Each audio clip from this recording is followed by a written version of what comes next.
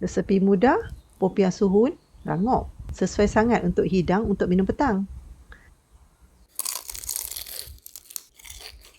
Caranya, rendam suhun hingga lembut. Lepas tu, gunting pendek-pendek supaya senang masak, senang gulung, senang makan.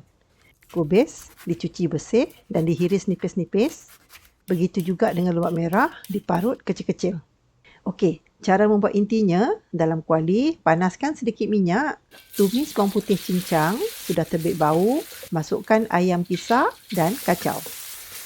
Isi ayam sudah masak, masukkan kubis, lubak merah, sos tiram, kicap cair dan gaul hingga rata. Sayur dah layu, masukkan suhun, masak hingga suhu empuk. Tambahkan perasa, garam, serbuk perasa dan sedikit serbuk lada hitam. Atau adjust sesuai selera ya.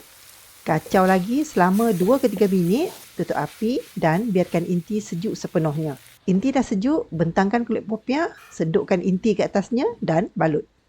Lipat sisi kiri dan kanan, gulung kemas-kemas. Saya guna air untuk lekatkan hujung popiah. Siap balut, panaskan minyak untuk menggoreng. Goreng popiah macam biasa, warna dah bertukar kuning keemasan, angkat. Siap. Sedap cicah sos cili, tabur kacang hancur. Cuba tahu.